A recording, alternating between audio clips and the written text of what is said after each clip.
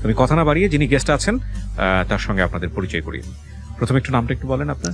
আমার নাম বেদেনা খাতুন। বেদেনা, বেদেনা বা বেদানা নামে কিন্তু একটা ডালিমকে বোধহয় বেদানা বলা হয় আমাদের ইয়েতে, রাইট? তো আপনি এসেছেন কোথা থেকে?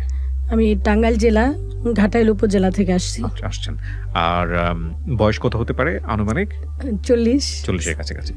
শুরু করুন। আপনি তো নিশ্চয়ই অনুষ্ঠানটা শোনেন, আপনি না শুনলে তো আর আসলে আমাদের এখানে আসার কথা না। কতদিন যাবত শোনেন, কত বছর যাবত শুনছেন? আমি ভাইয়া প্রায় 6 মাস যাবত। 6 মাস যাবত শুনছেন? রেডিওতে শুনেছেন? রেডিওতে শুনেছি, আপনার ইউটিউবেও দেখেছেন।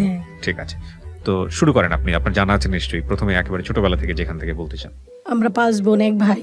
আপনার বাবা কি করেন? আমার বাবা প্রাথমিক বিদ্যালয়ের শিক্ষক ছিলেন? জি, প্রধান শিক্ষক ছিলেন। প্রধান শিক্ষক ছিলেন, আচ্ছা। পঞ্চগড়ে ছিলেন। পঞ্চগড়ে ছিলেন? আপনাদের আদি বাড়ি কি পঞ্চগড়ে? জি না। তাহলে আমার আব্বা 1971 সালে যুদ্ধ করেন। যুদ্ধ করার সময় মানে তাকে 3 বার গুলি করার দেয়, মানে আলটিমেটাম দেয়। হ্যাঁ। তাকে ওই গুলি করে মেরে ফেলবে, মুক্তিবাহিনীতে ছিলেন বিধায়। তারপর আমার দাদি আমার আব্বাকে বলে যে তুমি যদি আমার বুকের দুধ খাইয়ে থাকো তাহলে তুমি এই দেশ থেকে চলে যাও। তারপর আমার বাবা পালিয়ে, মানে বোরকা পরে, ওই সময় বোরকা পরে আমার বাবা চলে যায় বাড়ির পিছন দিক থেকে। আমার দাদির আম্মার বোরকা পরে চলে যায়। চলে যাওয়ার পর পঞ্চগড়ে জানুনি, যাওয়ার পর জমিরুদ্দিন ব্যারিস্টারের বাড়িতে আমাদের কোনো এক আত্মীয় ছিল নাকি আমার আব্বার ফ্রেন্ড ছিল, ওনাদের ওখানে আব্বা যায়।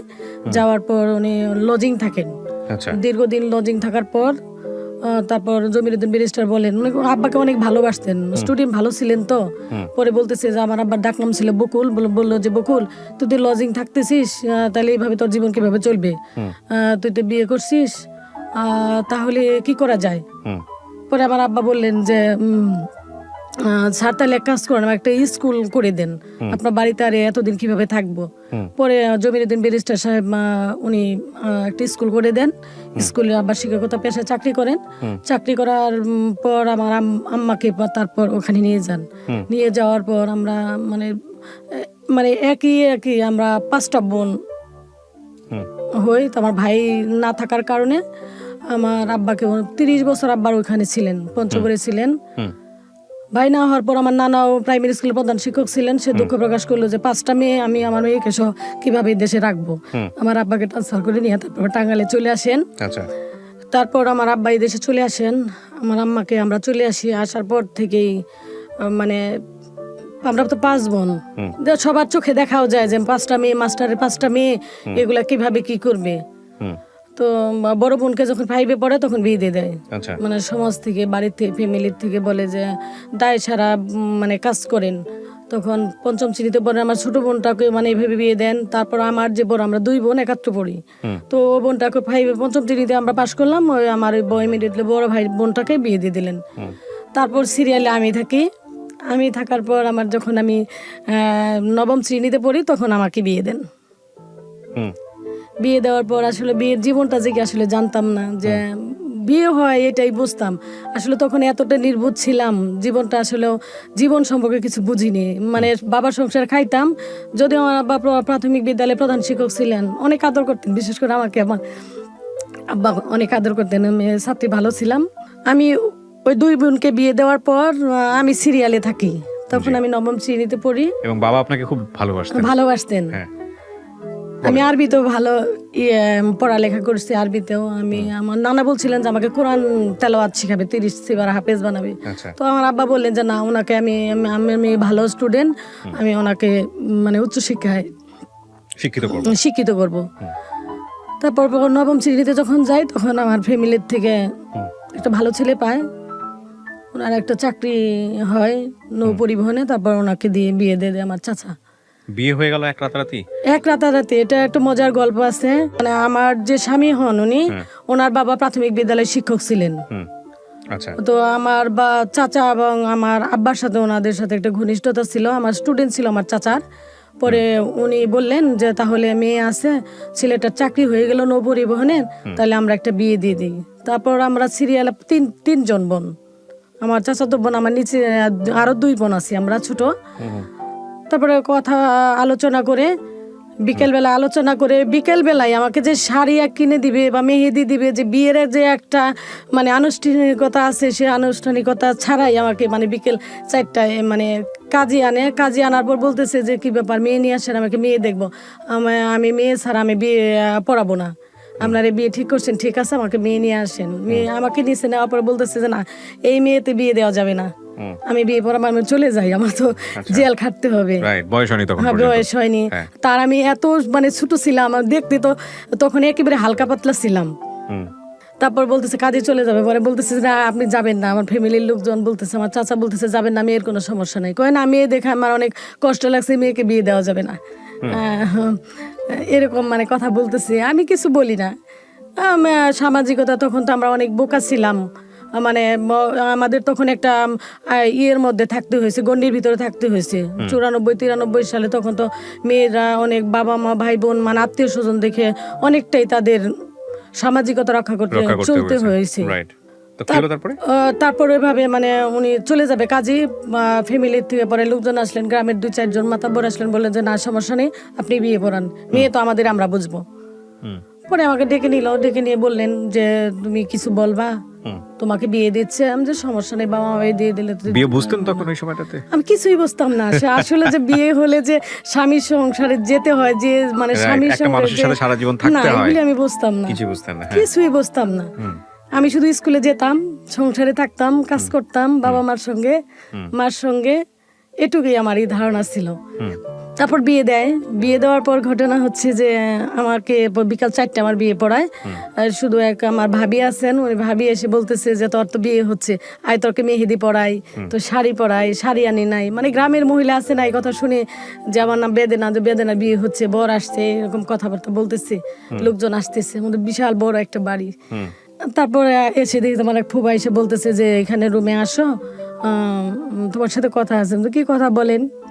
আমার এক ভাবি আছে, জোর করে নিয়ে যায়, গোসল করে না, একটু গোসল করাইতে হবে, ছোট মানুষ গোসল করাইতে হবে। পরে গোসল করাইলো, মানে আমার একটা পুরনো শাড়ি ছিল, পরে শাড়িটা নিয়ে দিল, পরে শাড়িটা পরলাম, একেবারে পাতলা, এই যে হাতের মুঠোই শাড়িটা, হাতের মুঠোই যে শাড়ি আসে, ওই শাড়িটা মুসলিম শাড়িটা ছিল, ওইটা নিয়ে গেলেন, পরে পরাই দিলেন, দেওয়ার পরে ঘরে নিয়ে গেল। পরে আমার ফুপা গেলেন, এক কাজী গেলেন, যায় উনি ওই যে যেগুলো বলা আর কি বিয়ের যে দোয়া দরুদ পাঠ করে বলতেছে কবুল বলো।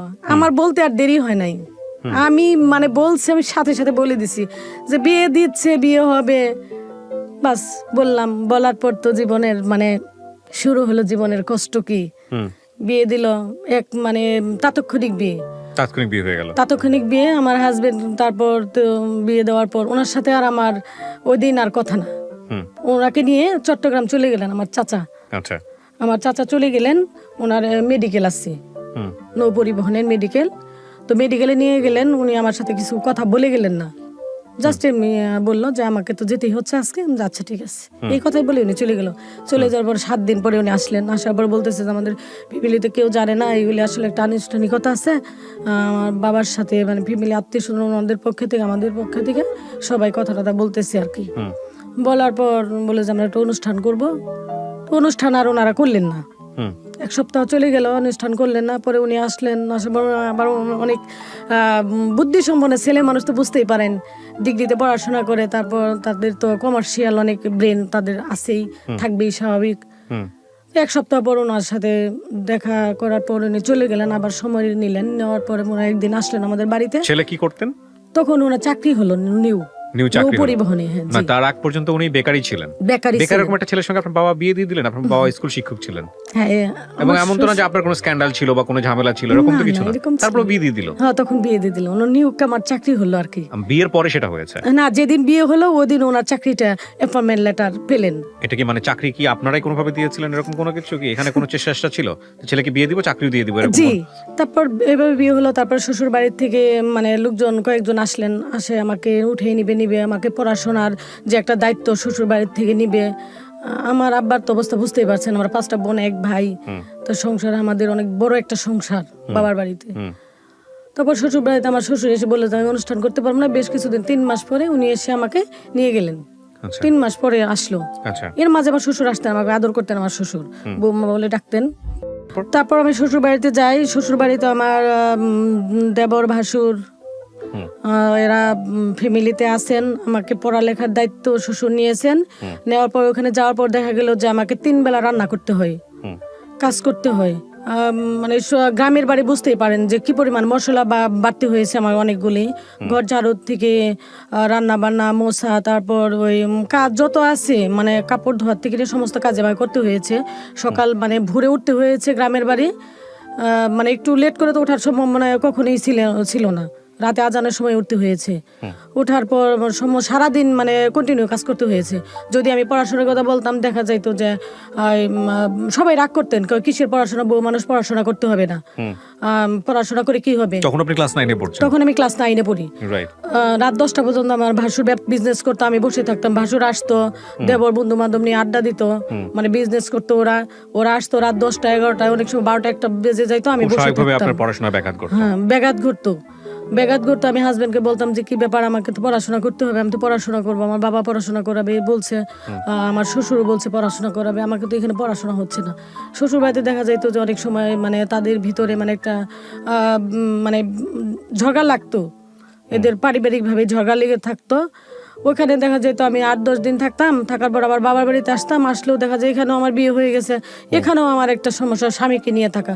ওনার তখন ট্রেনিং হওয়ার কথা ছিল, তো ট্রেনিং আর শুরু হলে না বা স্থগিত। তো 6 মাস ওনাকে নিয়ে আমার বাবার বাড়ি থেকে কিছুদিন আবার থাকি দেখা যায় শ্বশুর বাড়িতে। শ্বশুর বাড়িতে গেলেও একই অবস্থা, ওখানে এসে শ্বশুর আমাকে নিয়ে যাওয়ার পরে এরকম কাজ করতে হয়। মানে কাজ করার ক্ষেত্রে দেখা যায় যে আমি যদি আমার মানে একটু মনক্ষুণ্ণ হই, হাজবেন্ড বলে যে মনক্ষুণ্ণ হওয়া যাবে না, এখানে জীবন এটাই মানুষের জীবন। তো মানে আমি বলতাম যে বারবার আমার তো এটা জীবন না, আমি কেন আমাকে মানে বিয়ে দিল বাবা মা, আমার জীবনটাকে ফিরে, আগের জীবনটা আমাকে ফিরিয়ে দেওয়া হোক। আমার কথা এটা ছিল, আমি হাজবেন্ডকে বারবার বলছি যে আমার আগের জীবনটা আমাকে ফিরিয়ে দেওয়া হোক, আমি পড়াশোনা করবো, আমি প্রতিষ্ঠিত হব। আমার এরকম ইচ্ছে ছিল। মানে একদিন আমার ননাস, তার নানি অসুস্থ, এদিকে আমার পরীক্ষা, এভাবে মানে কন্টিনিউ আমার চলতো।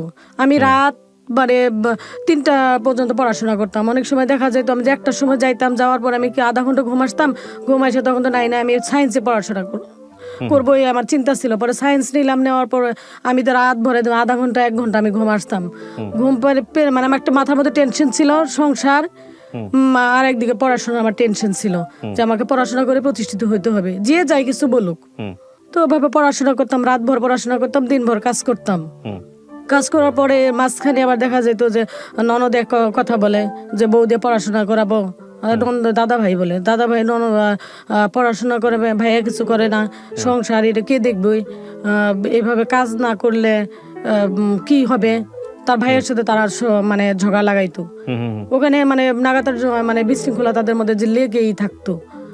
আবার ননাসে যদি আমি কোনো সময় যদি সমস্ত কাজ যদি আমি শেষ করে বলতাম যে আজকে এখন একটু গণিতে আমি একটা অধ্যায় দেখি, বসলে বই দেখলেই এরা মানে ননাসে বলতো যে কি ব্যাপার, তোর বউকে কি ব্যারিস্টারি পড়াশোনা করাবি, তোর বউ কি ম্যাজিস্ট্রেট হবে, এরকম কথা বলতেন। মানে ভাসুরেও মানে যদি পড়াশোনার কথা বলতো কিসের পড়াশোনা, বউ মানুষ পড়াশোনা করার দরকার নেই, এত পড়াশোনা করে কি হবে, বউ মানুষ কাজ করবে। আর আমি তো কাজের মানে এতটাই মানে কর্মী ছিলাম, আমার শাশুড়ি আমাকে আদর করতেন, বলতেন যে তুমি চেষ্টা করো, আমি তো পাচ্ছি না, এই সংসার কি করবো আমি জানি না, আমি কি করবো আমি জানি না। আমার শাশুড়ি এই কথা বলতো যে আমি শিক্ষিত ফ্যামিলির একটা মেয়ে আনছি, আনার পর এখানে এই সমস্যা, মানে কেউ মানে কোনো কিছু বলার ছিল না। হাজবেন্ড মানে সাপোর্ট করতো উনি মানে নিরুপায় ছিলেন, তখন বেকার অবস্থা, ওনার ট্রেনিং হওয়ার কথা ছিল, ট্রেনিং হলো না। ইতিমধ্যে আমার শাশুড়িটা মানে ওইভাবে মারা যান, স্ট্রোক করে মারা যান, মানে সংসার থেকে চলে যান, চিরবিদায় নেন। তারপর আসলো এর মধ্যে একটা ঘটনা ঘটে গেছে আমার জীবনে। আমার ছোট ভাই, আমার ছোট বোন, আমার এই দেবর, দুজনে কোর্ট ম্যারেজ করেন। আচ্ছা, কোর্ট ম্যারেজ করে বিয়ে করে, সেখানে আমার একটা জীবনের মানে দুর্ঘটনা ঘটে যায়। মানে কি আপনাকে ব্লেম দেওয়া হয়? হ্যাঁ, এখানে আমাকে ব্লেম দেয়নি, আমি জানি না ঘটনাটা। আমার বাবার বাড়ি থেকে আমার বোনটা পালিয়ে যায়। আমার বোনটা অনেক সুন্দরী, আমার দেবর ওনাকে, আপনারই আপন বোন? আমারই আপন বোন। আপনার দেবর বিয়ে করে? আচ্ছা, আমি জানতাম না। সেখানে আমার অনেক মানে কষ্ট গেছে, আমি সংসারে বাবার বাড়ি যেতে পারি নাই, শ্বশুর বাড়িতে আমি এভাবে মানে কাজকর্ম করে যেতাম, এভাবে রাতভর পড়াশোনা করতাম যে আমাকে প্রতিষ্ঠিত হতেই হবে। এই বোনটাকে এভাবে মানে ওনারা বিয়ে করে, জানে ওনাদের ফ্যামিলি জানে, সবাই নিয়ে যাওয়ার পর আমি আর শ্বশুর বাড়িতে থাকতে পারলাম না। না থাকতে থাকার পারলেন না বলতে কি, মানে বের করে দেওয়া থাকবো, হলো বা এরকম হ্যাঁ কোনো কিছু? থাকবো, হ্যাঁ থাকার মতো পরিবেশ ছিল না ওখানে আমার। আচ্ছা। একদিকে বোন আমার বাবার বাড়িতে দোষারোপ করলেন, মানে প্রেম করে মানে বিয়ে করলে তখন বাবার বাড়ি কাউকে ভালো লাগে না, শ্বশুর বাড়ি সবাইকে ভালো লাগে, এরকম এটাই ভাবে কিন্তু স্বাভাবিক। দোষারোপ আর আমার করলেন। বোন আমার হাজবেন্ডের ছোট ভাইকে বিয়ে করলেন, আমার ফ্যামিলির থেকে অনেক ধরনের এটা সামাজিকতার অনেকটাই হেয় হয়ে গেছে। তখন আর আমি শ্বশুর বাড়িতে থাকতে পারলাম না। তখন চলে আসি বাবার বাড়িতে, বাবার বাড়িতেও থাকা সম্ভব হয়নি। আচ্ছা। দু জায়গাতেই মানে একটা মানে এতটা মানে জীবনের মানে শুধু এই বোনকে কেন্দ্র করে শ্বশুর বাড়িও হারাতে হচ্ছে, নিজের বাপের বাড়িও হারাতে হচ্ছে। এখানে কিছু জিনিস মনে রাখবেন প্রিয় দর্শক এবং শ্রোতা, আমাদের বাঙালি সমাজে মেয়েদের কিন্তু এই কমপ্লেক্সিটিগুলো অনেক বেশি ফেস করতে হয়, অনেক বেশি ফেস করতে হয়। উনি বলতে গিয়ে যে ওনার গলা কাঁপছে, বা আপনারা রেডিওতে শুনছেন, আপনারা হয়তো অনেকেই রিলেট করতে পারবেন আমাদের আজকের এই বেদানার জীবন গল্পকে, অনেক ভদ্রমহিলাই হয়তো রিলেট করতে পারবেন। কিন্তু তারপরও বেদানার এই সহজ সরল জীবন গল্পটা কেন জীবনের গল্প অনুষ্ঠানে এভাবে উপস্থাপিত হচ্ছে, সেটা জানতে হলে আপনাদেরকে শেষ পর্যন্ত মনোযোগ দিয়ে শুনতে হবে। আমার বোধ জানতেন যে আমার শ্বশুর বাড়ির অনেক সমস্যা জানতেন, জানার পরও সে এই কাজটা করেছে। আমার দেবরের সাথে এইভাবে বিয়ে করেন। তখন আর আমি নিঃস্ব, শ্বশুর বাড়ি থাকতে পারি না, বাবার বাড়ি থাকতে পারি না, যাবোটা কোথায়? আমার বাবা বললেন যে মেয়ে মানুষ এসবের সংসারেই থাকতে হবে। তখন আর কোনো মানে শ্বশুর বাড়িতে থাকতে গেলেও নানান কথা, যেখানে বোন সংসারে গেছে, আর একদিকে দেখা গেল যে আমি ওখানে তারপর এসএসসি পরীক্ষা দিলাম, এতটা কষ্টের পরও আমি পরীক্ষা দিয়ে ফার্স্ট ডিভিশন, তখন 95 সালে আমি ফার্স্ট ডিভিশন পাই। আমার দুইটাতে লেটার আসে। বাহ বাহ, ভেরি গুড। তারপর 95 সালে এসএসসি 95 আমার। ওকে। তখন একটা বিয়ে হয়, সে মেয়েটা আমার দুঃখজনক ব্যাপার হলো মেয়েটাকেও দেখার ওইরকম কেউ ছিল না। আপনার জামাইও কি আপনাকে সাপোর্ট করতো না ওই সময়টাতে? এর মাঝে উনি মানে একটু আমার থাকতো, মানে গ্যাপ থাকতো ওনার। আচ্ছা। এর কারণে মানে আমার বোনকে যে নিয়ে দেওয়ার পর উনি সব ঘটনাই জানতেন ওনাকে, মানে ওনার ভাইকে এবং আমার বোনকে মানে প্রতিষ্ঠিত করার জন্য ওনাদের একটা কেমন একটা সাইড ছিল, একটা বাস্তবতা আসলে কঠিন বিষয়। ওনাদের ফ্যামিলিতে মানে আমাদেরকে নিতে পারলে, আমার বোনটাকে নিতে পারলে ওনারা আর একটু এস্টাবলিশ হতে পারতো, এরকম চিন্তা ভাবনা ওনাদের ছিল আর কি। আচ্ছা আচ্ছা। তারপর আমি ওখান থেকে চলে আসলাম। জি। এর মাঝে তো আমার মেয়েটা হয়ে যায়, উনি ট্রেনিং এ চলে যান, 6 মাস ট্রেনিং করেন। ট্রেনিং চলাকালীন সময় আমি কিছুদিন মামার বাড়িতে থাকি। আচ্ছা। মামার বাড়ি থেকে ট্রেনিং মানে আপনার হাজবেন্ডের ট্রেনিং শুরু হয়। আচ্ছা। ট্রেনিং শুরু হয়, উনি বাবার বাড়ি থেকে কোনো সাপোর্ট পাননি। আমার বাবাই ওনাকে সাপোর্ট দিয়েছেন, আমার এক চাচা অর্থনৈতিকভাবে যা লাগে, অর্থনৈতিকভাবে আমার চাচা সাপোর্ট দেন। তারপর আমি আমার এই যে বোন গেল ওখানে, আমি বাবার বাড়ি যেতে পাচ্ছি না, আমার একটা ছোট বেবি, উনি বুকের দুধ পাচ্ছে না, ওনাকে আমার বাইরে দিয়ে খাওয়াইতে হয়। কিছু আত্মীয় স্বজন ছিল আমাকে সহযোগিতা করে। খুবই মোমেন্টাল আসলে এই বিষয়গুলো লাইফের জন্য, খুব বেশি মোমেন্টাল। তারপর আমি চট্টগ্রাম চলে যাই চাচার বাসায়। মূলত আমার চাচার কোনো মেয়ে নাই, সে ভালো অবস্থান বর্তমানে আছে, তখনও ছিলেন, অফিসার ছিলেন উনি। পরে বললো তুমি চলে আসো। পরে আমি ওখানে যাই, ওখানে 2 বছর ছিলাম। হাজবেন্ডের সাথে তেমন একটা যোগাযোগ ছিল না। লাস্টে ইতিমধ্যে আবার আমার বোনটা আমার দেবরের কাছে থাকার সময় আমি তো চলেই গেলাম চট্টগ্রাম। ওনার একটা বেবি হয়, ছেলে হয়, ওনারা বাড়িতে থাকেন। হাজবেন্ড ওইখান থেকে ট্রেনিং শেষ করে ওখান থেকে আবার বাইরে চলে যায়, মূলত উনি শিপে চাকরিতে জয়েন করেন। যাওয়ার পর বাড়িতে বাবাকে টাকা দেন, সংসারে টাকা দেন। এখানে আমার চাচা ওনাকে অনেক মানে আমাকে রাখবেই না। আমার চাচা বলে তুমি ওনাকে ছেড়ে দাও, মেয়েটা দিয়ে দাও, তোমাকে আমি সুন্দর বিয়ে দিয়ে দিব, তোমার লাইফে কিচ্ছু হয়নি। কিন্তু আপনার জামাইয়ের সঙ্গে কি বিষয়গুলো নিয়ে কখনো কোনো সমস্যা হচ্ছিল না? ওর সঙ্গে কথা কাটাকাটি করা, মনোমালিন্য করা, এরকম কোনো কিছু হচ্ছিল কি? ছিল এই বিষয়টা, আমার বোনকে যে উনি ভাইকে নিয়ে দিল, এগুলা নিয়ে আমি আপনাকে প্রেসার দিত, আপনাকে প্রেসার দিত, আমাকে কিছু বলতে দিত না। আচ্ছা, কিছুই বলতে দিত না ওনারা। ওকে। আপনার জামাইয়ের কাছ থেকে কি আপনি কোনো সাপোর্ট পেয়েছেন না পান নাই? তখন আমি মেন্টালি সাপোর্ট পান নাই? না, মেন্টালিটি আমাকে সাপোর্ট উনি দেননি। আচ্ছা। শুধু যে পড়াশোনা করতাম তখন আমাকে যখন ফ্যামিলিতে ছিলাম, এই বোনের ঘটনা হওয়ার আগে উনি আমাকে অনেক সাপোর্ট দিতেন। অর্থনৈতিক না দিতে পারলেও একটু রাতে আমি পড়াশোনা করতাম বা দিনে কাজ করতাম, এটা নিয়ে বাড়িতে অনেক মানে উনি বাকবিতণ্ড করতেন আর কি। আচ্ছা, ওকে, বলেন। তারপর চট্টগ্রামে ছিলাম 2 বছর থাকার পর আমার মেয়ে বেবিটা বড় মোটামুটি একটু অবস্থানে আসে। এদিকে তো আমার শ্বশুর মানে অসুস্থ হয়ে পড়েন, শাশুড়ি মারা যান। তারপরে আমি আমার বাবার বাড়িতে আসি, আমার মা যায় আমাকে নিয়ে আসে। আচ্ছা, আসলাম দেশে, টাঙ্গাইলে আসলাম। আসার পর দেখি যে বোনটা ওইখানে থাকে, আমার দেবরও তাকে মানসিক মানে যন্ত্রণা দেয়, যন্ত্রণা করে।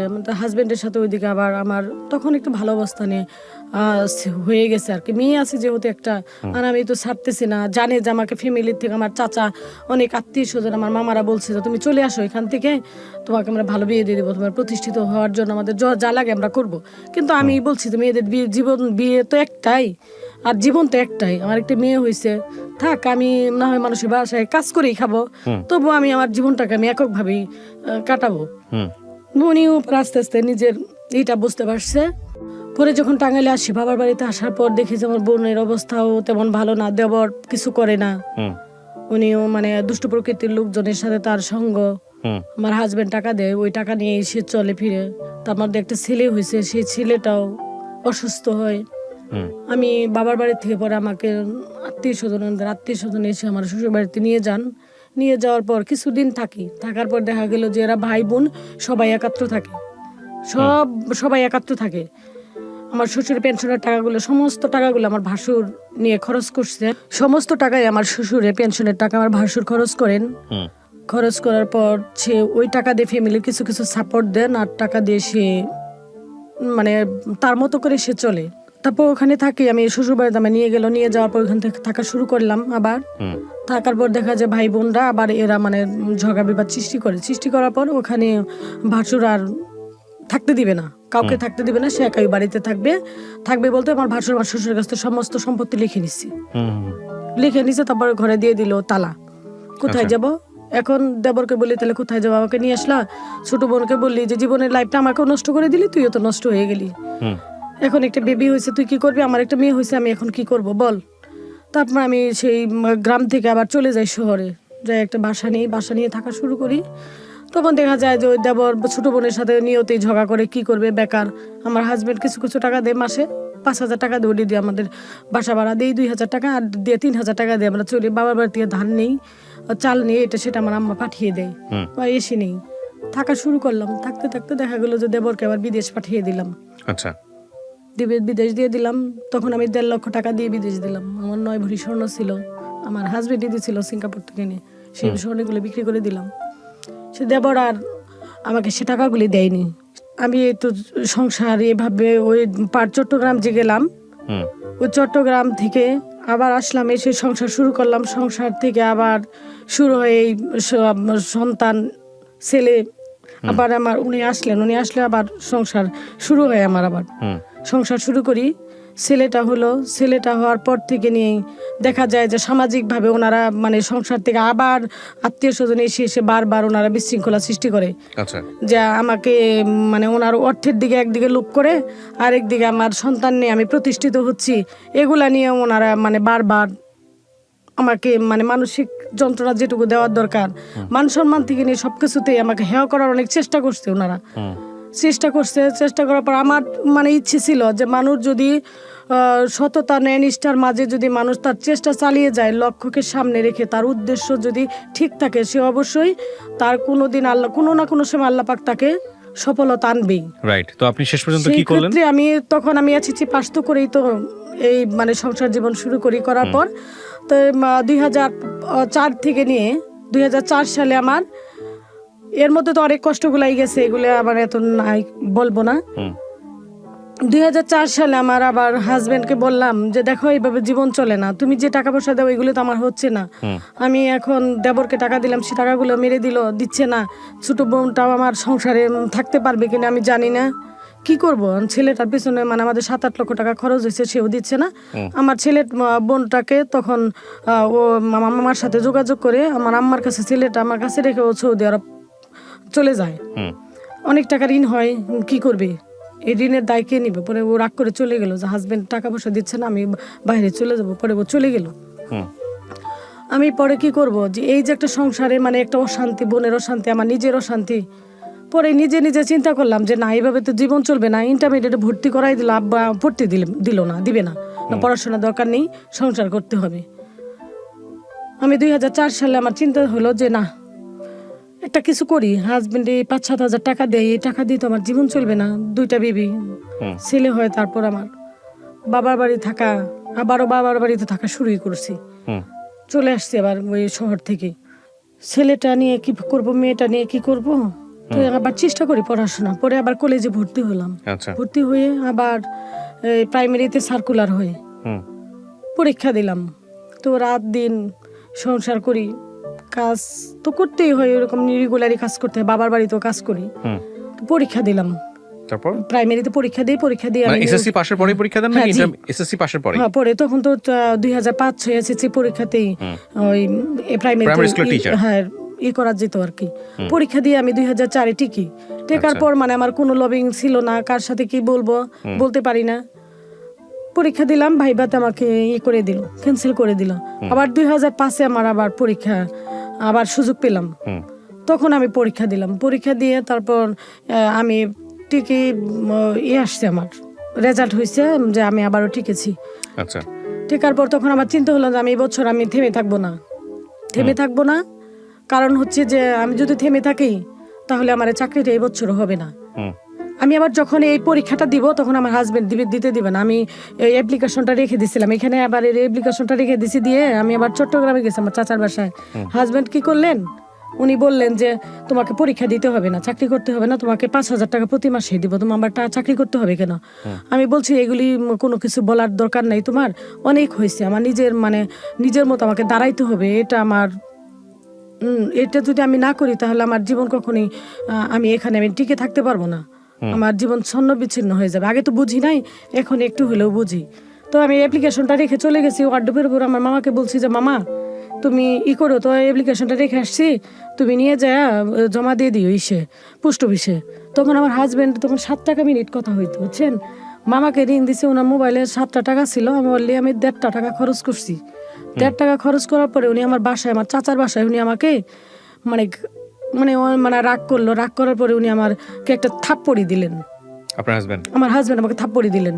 আমার মোবাইল কেন ধরছো তুমি? তোমাকে কে ঋণ দিতে বলছে? তুমি কেন ঋণ দিলা? তোমাকে কে চাকরি দিবে? চাকরি কি এটা হাতের মোয়া? এরকম কথা শুরু করলো। পরে কিছু গ্লাস ছিল কাচের, সেই গ্লাসগুলো ভেঙে ফেললো। পরে আমার চাচি তো অবাক হয়ে গেল। চাচিকে আমি আম্মা বলে ডাকি। পরে আম্মা আসলো, আসার পরে বললো যে এটা কাজটা তো ভালো হয়নি, জামাই মানুষ কি বলবো। পরে দিছে, জমা দিয়েছে মামা। দেওয়ার পর তো পরীক্ষা দিলাম, পাশ করলাম। উনি তখন চাকরিতে ছিলেন। আমার অ্যাপয়েন্টমেন্ট লেটার আসলো, ওই যে পরীক্ষা দিলাম ভাইবাতে। তারপর তখন তো ভাইবাতে যখন আমি যাই, আমি তো রেগুলার আসলে এসেছি পাস, আমাকে কি প্রশ্ন করবো, ভাইবা বোর্ডে কে আছে, কে থাকবে, এই নিয়ে আমার মাথায় টেনশন জন্মগ্রহণ করলো। তো আমার আব্বা ছিলেন প্রাইমারি প্রধান শিক্ষক, বললেন যে তাহলে এক কাজ করো মা, তুমি তো তোমাকে আমার ইচ্ছে ছিল অনেক কিছু করা, তোমাকে ডাক্তার বানানোর, কিন্তু আমার ভাগ্যে তো হবে না, আমি সেটা নিজের পায়ে নিজেই কোরাল দিয়েছি। তাহলে এক কাজ করো আম্মু, তোমাকে তো তুমি রেজাল্ট ভালোই হয়েছে, তো ডিপি অফিসে যাই স্যারকে বলি। আব্বা আমাকে নিয়ে গেল, বললেন যে স্যার দেখেনি যে আমার মেয়েটা, আমি তো সে ভুল করে মেয়েটাকে ছোট সময় বিয়ে দিয়ে দিছি, মেয়েটা তো পরীক্ষা দিছে, পাশ করছে, স্যার আমার তো মেয়ে এমনি তো আমার দিকে তাকায়, আমার মেয়েটাকে চাকরি দিতে হবে, আমার একটা কোঠা আছে, সে কোঠাতে দিতে হবে। বলে স্যার বললো আচ্ছা ঠিক আছে, সমস্যা নেই। তারপর আসার পর যে প্রতিনিয়ত পরীক্ষা হচ্ছে, ভাইবা পরীক্ষাতে আমি প্রতিদিন সেই ঘাটাল থেকে ছেলে মেয়ে রেখে, পিছে একটা মেয়ে ছিল আমার, কাজের মেয়ে ছিল, ওর কাছে রেখে আমি প্রতিদিন আব্বার কাছে রেখে আমি টাঙ্গাইলে চলে আসি। ভাইবা বোর্ডে কাকে কি প্রশ্ন করে আমি দরজায় দাঁড়াই থাকি, বলি একজন লোক বের হলে বলি জাপা এরকম খাতা রেখে বলি জাপা কি প্রশ্ন করলো, কি বললো, কি প্রশ্ন করলো, 2-1টা বলেন। এইভাবে আমি 15 দিন আসছি। এসে ওইগুলো নিয়ে যায়, রাতে আমি যাই ওইগুলো আমি স্টাডি করতাম। করার পর আমার ভাইবা যেদিন পরীক্ষা হলো, সে পরীক্ষা দিলাম, ইনশাল্লাহ আমি ভালো, আমার যে কয়েকটা প্রশ্ন করেছেন আমি সবটি প্রশ্নের উত্তর দিলাম। দেওয়ার পর রেজাল্ট হলো, আমি পাশ করলাম। তবে এলাকাতে মানুষ অনেকেই অনেক ধরনের কথা বলতো, যে আমি কেন টাঙ্গাইলে যাই, কি ব্যাপার আমাকে নিয়ে, মানে একটা মানুষের যে একটা মন্তব্য সৃষ্টি হলো। তো সবাই জানতো না যে আমি আসলে কি কাজে যাচ্ছি। আমার চাচারাও মানে একটা মানে আলোচনা করতো, কেন ও যায়, স্বামী থাকে না কাছে, কি ব্যাপার, কি ঘটনা। পরে যখন শুনলো যে ঘাটাইলে যখন রেজাল্ট হলো, মানে হওয়ার পর সবাই মানে অবাক, আমার নাম আসছে, অনেকের নাম আসবে, অনেকেই মানে এমপি, মন্ত্রী, সচিব, এদের চাকরি হবে, অমুকের চাকরি হবে, তমুকের চাকরি হবে। একটা মেয়ের চাকরি হবে ঘাটাইল থানার, সে মেয়েটার নাম নিয়ে মানে অনেক কিছু আলোচনা আগেই হয়েছে, কিন্তু আমার নাম কেউ জানতো না। হওয়ার পর দেখি যে সকালবেলা রেজাল্ট হয়েছে, দেখি যে লোকজন আমার বাসায় এসে মানে হাজির। আমি যে কি ব্যাপার, বলতেছে যে আপনার তো প্রাইমারিতে চাকরি হয়েছে। আমি যে তাই নাকি? আমি তো আশ্চর্য হয়ে গেছি, কয় যে আপনি জানেন না? আমি বলছি না, আমি জানি না। তো এটা মানে সরকারি স্কুলে, হ্যাঁ, সরকারি প্রাথমিক বিদ্যালয়ে চাকরি হয়। তারপর কত সালে আপনার চাকরিটা হয়? 2006 হয়। 2006, হ্যাঁ। তারপর এভাবে চাকরি হয়, চাকরিতে শুরু করার পর তো এই সংসার জীবন এভাবে চলে আসছি। তারপর মেয়েটা আস্তে আস্তে, ওর আব্বু তো কাছেই থাকে না। আপনার জামাই এটা নিয়ে কোনো সমস্যা করলো না, চাকরি হওয়ার পরে যেন চাকরি করতে পারবা না এরকম কোনো কিছু? না, তখন তো শুনে অনেক খুশি। প্রাথমিক বিদ্যালয়ে, হ্যাঁ, তখন সে সাপোর্ট করলো। আপনি কি পরে পড়াশোনা করেছেন এসএসসির পরে? জি, এসএসসির পর আমি ইন্টারমিডিয়েটে পাশ করি ঘাটাল জিপিজি বিশ্ববিদ্যালয় থেকে, উন্মুক্ত বিশ্ববিদ্যালয় থেকে বিএসএস কমপ্লিট করেছি। আচ্ছা, মানে এরপর আপনি এখনো শিক্ষক আছেন? জি, এখনো শিক্ষক আছি। কোথায় শিক্ষকতা করছেন? আমি গারট্ট সরকারি প্রাথমিক বিদ্যালয়ের সহকারী শিক্ষক। তো আপনি গল্পটা কেন বললেন রেডিওতে? থাকে না যে কারণে বলতে এসেছি বা এরকম কোনো কিছু? গল্পটা বলতে আসছি যে আমি যে এত কষ্টের মাঝে যে আমি এই পর্যন্ত আসছি, আমি এই যে শিক্ষকতা করতেছি, তার মাঝে আমি এই সংসার জীবনে ছেলে মেয়েকে নিয়ে আমি এককভাবে সংসার চালিয়ে আসছি। মেয়ে আমার বিবিএ পড়তেছে বগুড়া একটা কলেজে, আর আমার ছেলে এখন বর্তমানে তেজগাঁ কলেজ ইন্টারমিডিয়েট ফার্স্ট ইয়ারে। না, সেটা ঠিক আছে, আপনার ছেলের মেয়ের সাকসেস আছে, কিন্তু আপনি আপনার গল্পটা কেন বললেন?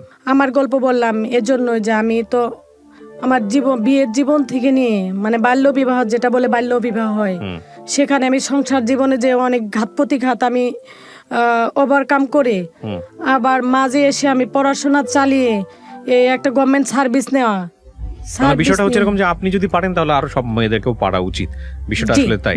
এবং সেখানে আমিও একটু যোগ করি প্রিয় দর্শক এবং শ্রোতা, সেটা হলো যে যেই বেদানার গল্প আমরা আজকে এখানে তুলে ধরলাম খুব স্বল্প সময়ের মধ্যে, স্টোরিটা খুব ছোট, হয়তো ইলাবোরেটলি আরো বড় করা যেতে পারতো। যে মানুষগুলোকে নিয়ে উনি বলেছেন সেগুলোর পরিচয়, আইডেন্টিটি আমরা এখানে তুলে ধরিনি, সেগুলো কম বেশি আমাদের প্রত্যেকের জীবনেই আছে। আমাদের সেটা বড় কথা নয়, বড় কথাটা হচ্ছে যে এই ধরনের অবস্টাকল, এই ধরনের বাধা কিন্তু আমরা প্রত্যেকেই আমাদের জীবনে ফেস করি, প্রত্যেকেই করি কম বেশি। কিন্তু বাধা নিয়ে বিশেষ করে আমাদের নারীদের সামাজিকতার জায়গাটাতে একটা মেয়ের বিয়ে হয়ে যাওয়ার পরে আমরা যেটা দেখি যে অনেকে বিশ্ববিদ্যালয় থেকে পড়াশোনা করার পরে বিয়ে করার পরে আর কিছুই করে না, যে ঠিক আছে পড়ছো ভালো কথা, ওই বিয়েটাই এখন জীবন, বিয়েটার পরে সংসার করে যাও। কিন্তু স্বকীয়তার জায়গাটাতে তো একটা মানুষকে বিলং করতে হবে। আপনি ধর্মীয়ভাবে যদি চিন্তা করেন বা বৈজ্ঞানিক, মানবিক বা যে অঙ্গনেই আপনি চিন্তা করেন না কেন, যে একটা মানুষের সারা জীবন ধরেই শুধুমাত্র দেবার না, নিজেরও কিছু পাওয়ার থাকে, এবং সেই জায়গাটি থেকে স্বাধীনভাবে ডিসিশন নেয়ার যে ক্ষমতাটা, সেটা একটা মানুষ তখনই অর্জন করতে পারে যখন তার স্বাধীন ইনকামের ব্যবস্থাটা হবে। আজকে আমি যে উদাহরণটা আপনাদের সামনে এখানে এনেছি, উনি একেবারেই প্রত্যন্ত অঞ্চলের একজন মানুষ। ক্লাস 9-এ পড়ার সময় ওনার বাল্যবিবাহ হয়ে গেল, তারপরে উনি প্রাইমারি স্কুলের টিচার হলেন, আজকে উনি অনার্স পাস করলেন, তারপরে উনি এখন একটা সমহিমায় প্রতিষ্ঠিত। তো আমি এই কথাটা এই কারণেই বলেছি যে গ্রামের অনেক মেয়েরাই আছেন যারা এইভাবে অনেক সময় বাধ্য হয়ে এরকম একটা সংসারে এরকম বিরূপ পরিস্থিতির মুখে পড়েন, তারপরেও জীবনে সফলতা আনা সম্ভব, তারপরেও ঘুরে দাঁড়ানো সম্ভব, শুধুমাত্র মনোবলটা যেন অটুট থাকে, শুধুমাত্র নিজেকে গিভ আপ যেন আপনি না করেন, যে না আমাকে জীবনে একটাই পৌঁছাতে হলে আমাকে পরিশ্রম করতে হবে, ধৈর্য ধরে এগিয়ে যেতে হবে। So that is the thing. আমরা এই অনুষ্ঠানের মাধ্যমে বেদানা আপনাকে ধন্যবাদ জানাই যে আপনি টাঙ্গাইল থেকে এসছেন, টাঙ্গাইল থেকে এসে আপনি হলো এই গল্পগুলো আজকে কষ্ট করে হলেও লাখ লাখ মানুষকে শোনার ব্যবস্থা করলেন। আমরা তুমি কথা না বাড়িয়ে যিনি গেস্ট আছেন তার সঙ্গে আপনাদের পরিচয় করি। প্রথমে একটু নামটা একটু বলেন আপনার। আমার নাম বেদেনা খাতুন। বেদেনা বা বেদানা নামে কিন্তু একটা ডালিমকে বোধহয় বেদানা বলা হয় আমাদের ইয়েতে, রাইট? তো আপনি এসছেন কোথা থেকে? আমি টাঙ্গাইল জেলা ঘাটাইল উপজেলা থেকে আসছেন। আর বয়স কত হতে পারে আনুমানিক? 40-এর কাছাকাছি। শুরু করুন। আপনি তো নিশ্চয়ই অনুষ্ঠানটা শোনেন, আপনি না শুনলে তো আর আসলে আমাদের এখানে আসার কথা না।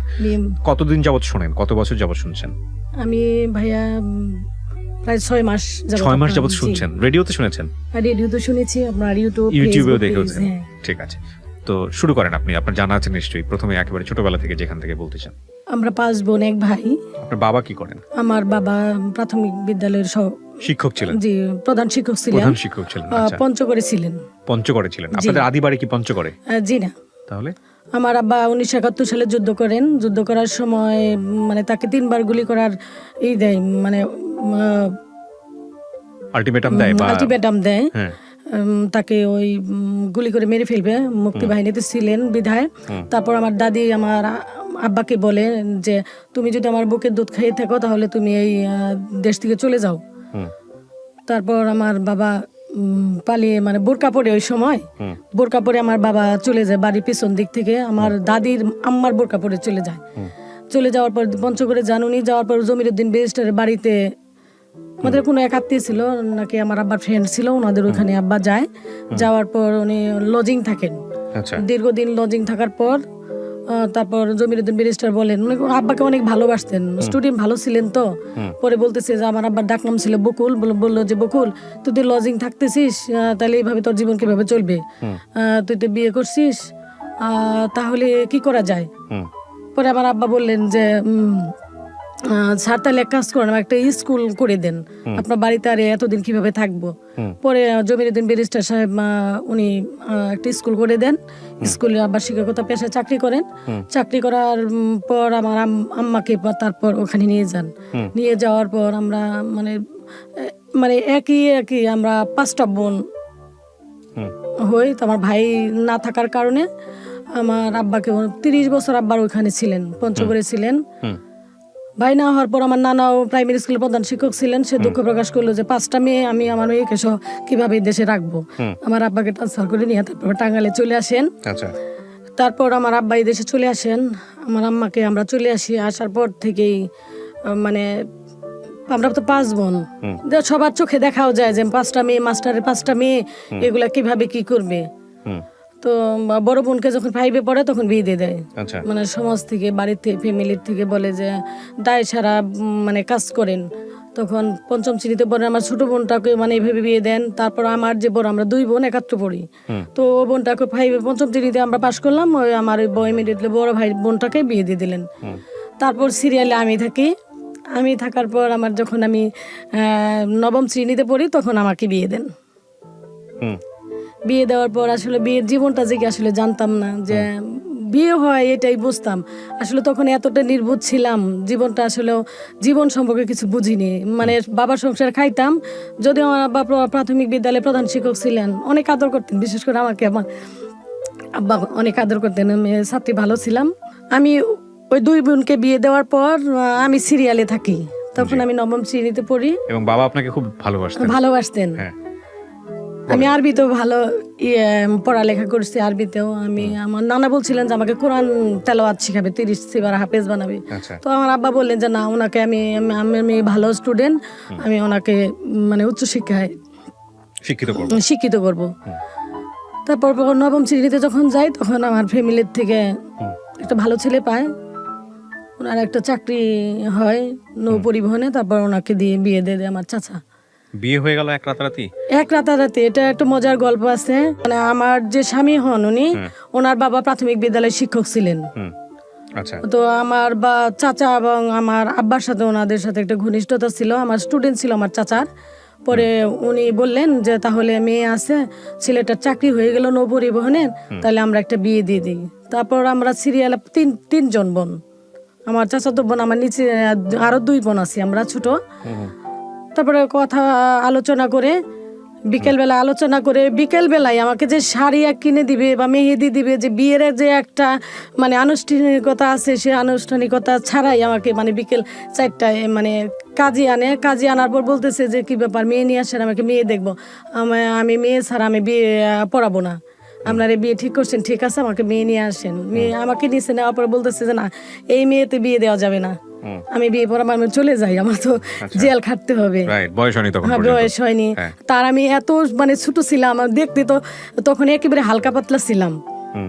তারপর বলতেছে কাজে চলে যাবে, পরে বলতেছে না আপনি যাবেন না, আমার ফ্যামিলির লোকজন বলতেছে, আমার চাচা বলতেছে যাবেন না, মেয়ের কোনো সমস্যা নেই। কয় না মেয়ে দেখে আমার অনেক কষ্ট লাগছে, মেয়েকে বিয়ে দেওয়া যাবে না, এরকম মানে কথা বলতেছে। আমি কিছু বলি না। সামাজিকতা তখন তো আমরা অনেক বোকা ছিলাম, মানে আমাদের তখন একটা ইয়ের মধ্যে থাকতে হয়েছে, গণ্ডির ভিতরে থাকতে হয়েছে। 94-93 সালে তখন তো মেয়েরা অনেক বাবা মা ভাই বোন মানে আত্মীয় স্বজন দেখে অনেকটাই তাদের সামাজিকতা রক্ষা করতে চলতে হয়েছে। তারপর ওইভাবে মানে উনি চলে যাবে কাজী, ফ্যামিলির থেকে পরে লোকজন আসলেন, গ্রামের 2-4 জন মাতাব্বর আসলেন, বললেন যে না সমস্যা নেই, আপনি বিয়ে পড়ান, মেয়ে তো আমাদের, আমরা বুঝবো। পরে আমাকে ডেকে নিল, ডেকে নিয়ে বললেন যে তুমি কিছু বলবা, তোমাকে বিয়ে দিচ্ছে। আমি যে সমস্যা নেই, বাবা মাকে দিয়ে দিলে। বিয়ে বুঝতেন তখন ওই সময়টাতে? আমি কিছুই বুঝতাম না আসলে যে বিয়ে হলে যে স্বামীর সংসারে যেতে হয়, যে মানে স্বামীর সাথে সারা জীবন থাকতে হয়, এগুলি আমি বুঝতাম না, কিছুই বুঝতাম না। আমি শুধু স্কুলে যেতাম, সংসারে থাকতাম, কাজ করতাম বাবা মার সঙ্গে, মার সঙ্গে, এটুকুই আমার এই ধারণা ছিল। তারপর বিয়ে দেয়, বিয়ে দেওয়ার পর ঘটনা হচ্ছে যে আমাকে বিকাল 4টে আমার বিয়ে পড়ায়। শুধু এক আমার ভাবি আছেন, ওই ভাবি এসে বলতেছে যে তোর তো বিয়ে হচ্ছে, আয় তোরকে মেহেদি পড়াই, তো শাড়ি পরাই, শাড়ি আনি নাই, মানে গ্রামের মহিলা আছে না, এই কথা শুনে যে আমার নাম বেদেনা, যে বেদেনা বিয়ে হচ্ছে, বর আসছে, এরকম কথাবার্তা বলতেছে, লোকজন আসতেছে, আমাদের বিশাল বড় একটা বাড়ি। তারপরে এসে দেখি তোমার এক ফুবা এসে বলতেছে যে এখানে রুমে আসো, তোমার সাথে কথা আছে। কি কথা বলেন? আমার এক ভাবি আছে, জোর করে নিয়ে যায় গোসল করে, না একটু গোসল করাইতে হবে, ছোট মানুষ গোসল করাইতে হবে। পরে গোসল করাইলো, মানে আমার একটা পুরনো শাড়ি ছিল, পরে শাড়িটা নিয়ে দিল, পরে শাড়িটা পরলাম, একেবারে পাতলা, এই যে হাতের মুঠোই শাড়িটা, হাতের মুঠোই যে শাড়ি আসে, ওই শাড়িটা মুসলিম শাড়িটা ছিল, ওইটা নিয়ে গেলেন, পরে পরাই দিলেন, দেওয়ার পরে ঘরে নিয়ে গেল। পরে আমার ফুপা গেলেন, এক কাজে গেলেন, যা উনি ওই যে যেগুলো বলা আর কি বিয়ের যে দোয়া দরুদ পাঠ করে বলতেছে কবুল বলো। আমার বলতে আর দেরি হয় নাই, আমি মানে বলছি, আমি সাথে সাথে বলে দিছি যে বিয়ে দিচ্ছে, বিয়ে হবে, বাস বললাম। বলার পর তো জীবনের মানে শুরু হলো জীবনের কষ্ট। কি বিয়ে দিল, এক মানে তাৎক্ষণিক বিয়ে, তাৎক্ষণিক বিয়ে আমার হাজবেন্ড। তারপর তো বিয়ে দেওয়ার পর ওনার সাথে আর আমার ওই দিন আর কথা না, ওনাকে নিয়ে চট্টগ্রাম চলে গেলেন আমার চাচা। আমার চাচা চলে গেলেন, ওনার মেডিকেল আছে, নৌ পরিবহনের মেডিকেল, তো মেডিকেলে নিয়ে গেলেন। উনি আমার সাথে কিছু কথা বলে গেলেন না, জাস্ট বললো যে আমাকে তো যেতেই হচ্ছে আজকে, আচ্ছা ঠিক আছে, এই কথাই বলে উনি চলে গেল। চলে যাওয়ার পর 7 দিন পরে উনি আসলেন, আসার পর বলতেছে যে আমাদের ফ্যামিলিতে কেউ জানে না, এইগুলি আসলে একটা আনুষ্ঠানিকতা আছে, আমার বাবার সাথে মানে ফ্যামিলি আত্মীয় স্বজন ওনাদের পক্ষ থেকে আমাদের পক্ষ থেকে সবাই কথা টথা বলতেছে আর কি। বলার পর বলে যে আমরা একটা অনুষ্ঠান করবো। অনুষ্ঠান আর ওনারা করলেন না, 1 সপ্তাহ চলে গেল, অনুষ্ঠান করলেন না। পরে উনি আসলেন, আসার পর আবার অনেক বুদ্ধিসম্পন্ন ছেলে মানুষ, তো বুঝতেই পারেন, ডিগ্রিতে পড়াশোনা করে, তারপর তাদের তো কমার্শিয়াল অনেক ব্রেন তাদের আছেই, থাকবেই স্বাভাবিক। 1 সপ্তাহ পর ওনার সাথে দেখা করার পর উনি চলে গেলেন, আবার সময় নিলেন, নেওয়ার পরে ওনারা একদিন আসলেন আমাদের বাড়িতে। ছেলে কি করতেন তখন? ওনার চাকরি হলো নিউ পরিবহনে। না, তার আগ পর্যন্ত উনি বেকারই ছিলেন। এরকম একটা ছেলের সঙ্গে আপনার বাবা বিয়ে দিয়ে দিলেন? আপনার বাবা স্কুল শিক্ষক ছিলেন, এবং এমন তো না যে আপনার কোনো স্ক্যান্ডাল ছিল বা কোনো ঝামেলা ছিল, এরকম তো কিছু না, তারপর বিয়ে দিয়ে দিল? হ্যাঁ, তখন বিয়ে দিয়ে দিল। ওনার নিউ কামার চাকরি হলো আর কি। বিয়ের পরে সেটা হয়েছে না, যেদিন বিয়ে হলো ওদিন ওনার চাকরিটা অ্যাপয়েন্টমেন্ট লেটার পেলেন। এটা কি মানে চাকরি কি আপনারাই কোনোভাবে দিয়েছিলেন, এরকম কোনো কিছু কি এখানে কোনো চেষ্টা ছিল ছেলেকে বিয়ে দিব, চাকরি দিয়ে দিব এরকম? জি, তারপর এভাবে বিয়ে হলো। তারপর শ্বশুর বাড়ির থেকে মানে লোকজন কয়েকজন আসলেন, আসে আমাকে উঠে নিবে, আমাকে পড়াশোনার যে একটা দায়িত্ব শ্বশুর বাড়ির থেকে নিবে। আমার আব্বার তো অবস্থা বুঝতেই পারছেন, আমরা 5টা বোন, 1 ভাই, তো সংসার আমাদের অনেক বড় একটা সংসার বাবার বাড়িতে। তারপর শ্বশুর বাড়িতে আমার শ্বশুর এসে বললো আমি অনুষ্ঠান করতে পারবো না। বেশ কিছুদিন, 3 মাস পরে উনি এসে আমাকে নিয়ে গেলেন। 3 মাস পরে আসলো।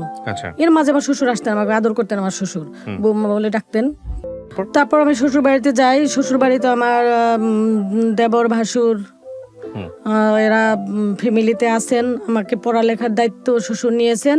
নেওয়ার পর ওখানে যাওয়ার পর দেখা গেল যে আমাকে 3 বেলা রান্না করতে হয়, কাজ করতে হয়। মানে গ্রামের বাড়ি বুঝতেই পারেন যে কি পরিমাণ মশলা বাড়তে হয়েছে আমার অনেকগুলি।